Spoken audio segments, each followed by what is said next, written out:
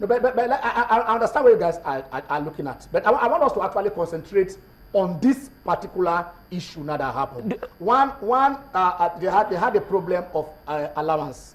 From what I gathered, actually, that when they were supposed to pay them $1,000. Okay. As traveling allowance. Okay. That is where this issue started. Okay. And now they said they're going to pay them a 120,000 naira. Okay. Of course, we were talking about the exchange rate about 200 or whatever. Yeah. We should talking about over 200,000 naira. Okay. And then they said, no, we could not. From our budget, from value of we cannot meet up. We cannot meet up. This is what we are budgeted. Okay. And then they maybe decided for 150. So probably that is what took all these issues. But we know the antecedents of Dolphins management when it comes to payments of even arrears. Okay. They have had issues almost every time that they've had these issues. They come, the media portrays them. Okay, these are the guys that are complaining. They're having placards in front of River State Government House and all that. It had been happening over time. In 2013. We know the incidents where Atlanta and US beat them. The same thing happened. Article 16 was invoked. At that point in time, we were disqualified. It was the second leg.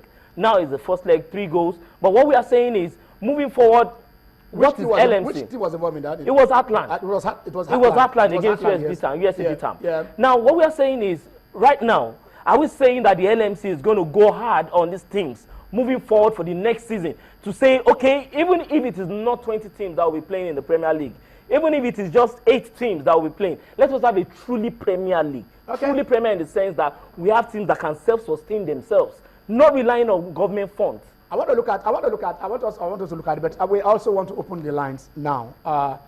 We want you to get involved in this now, be part of this, because this is like Yemi and I have said it is more than a national embarrassment. And Jimmy just reminded us here that 2 years ago or a year back, it was Heartland.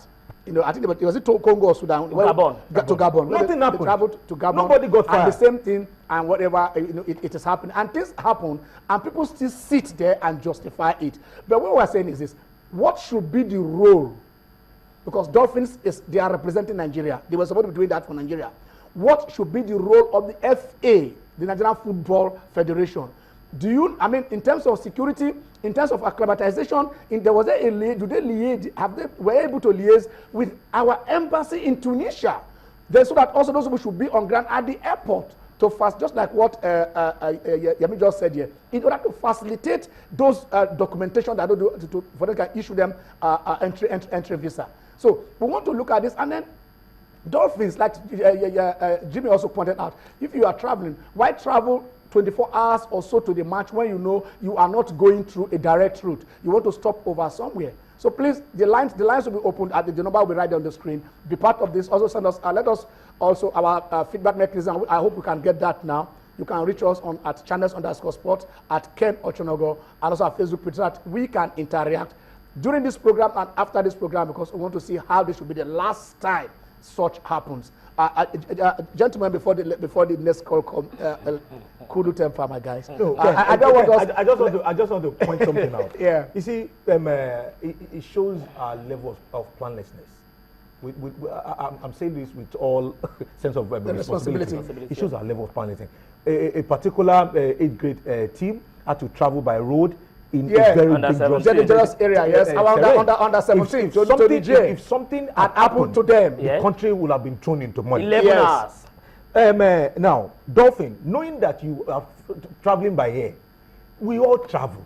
When you are traveling, what if the flight? What if they had a weather problem in Dubai and the flight could not even leave Dubai to go to? Let me ask. No, I want to stay on this. I want to stay on this so that we can really get this. Because during the week, I think 48 hours ago, the Ghana Football Federation, Ghana FA, released $60,000, $30,000 to Ashanti Kotoko, $30,000 to Accra Hearts of Oak. Those are their 2 representatives at the continent.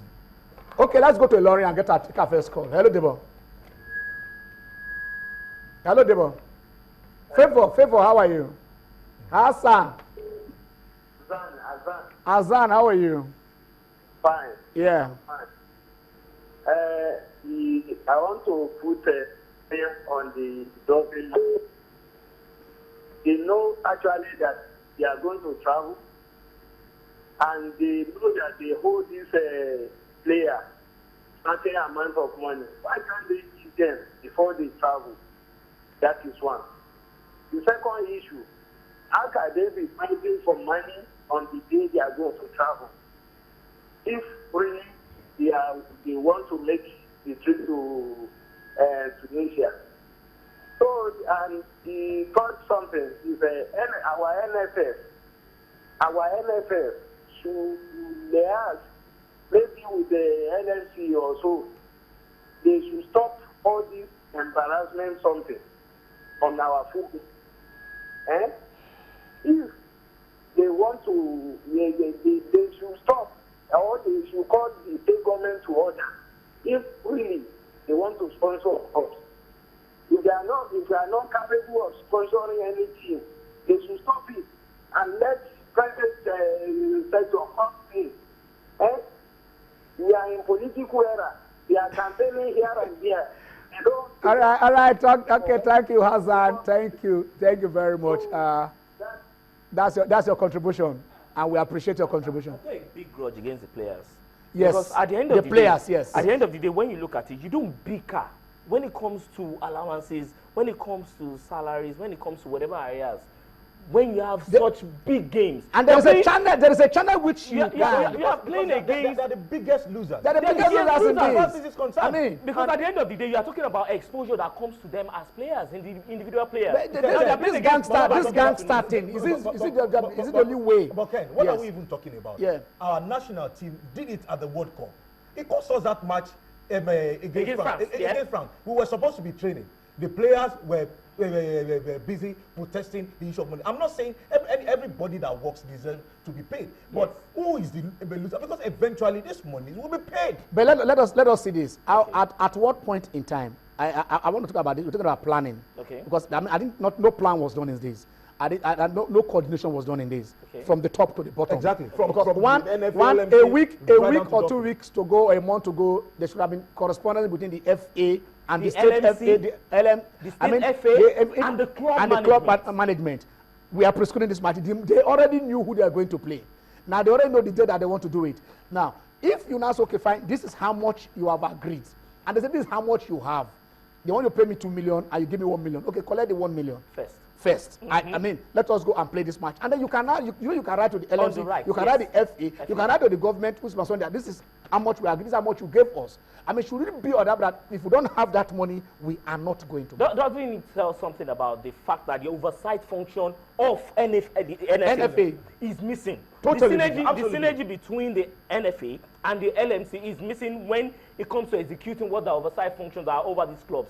Because you ask yourself, when these 4 clubs go outside, there should be this communication between all the different arms, from the club to the FA, security, to the LMC, security, international. The head of international competition should be active in all of this. They said they're even supposed to travel with them. Yeah, who leads the delegation? It's not supposed to be the FA. That's somebody from the FA that's supposed to lead. All right, let's take our next caller. Hello. Hello, good afternoon. This is Lawrence Osai calling from Ibadan. All right, Lawrence, how are you? I'm fine. Nigeria. Dile.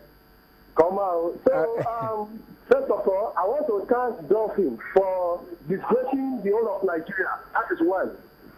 Then two, it's a pity that in the past, Dolphins used to be a very good club where they pay them very well. But unfortunately, because of a campaign and politics and what have you, the money is no more flowing.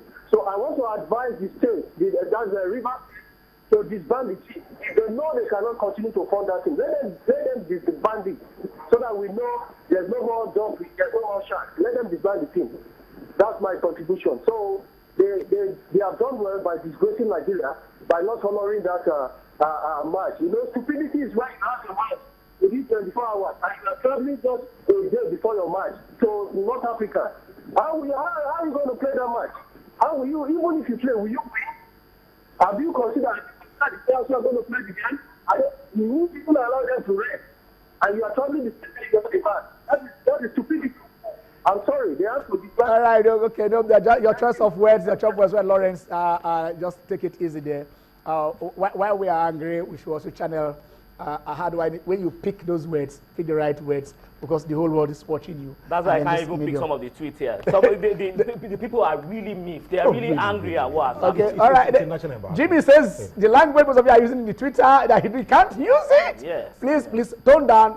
You can be angry, but there are more civilized way of getting your discourse, of getting channeling your grievances. Please, why we are doing this, because we want to find a solution, and that is why I want to take a minute out with them, not to talk this issue.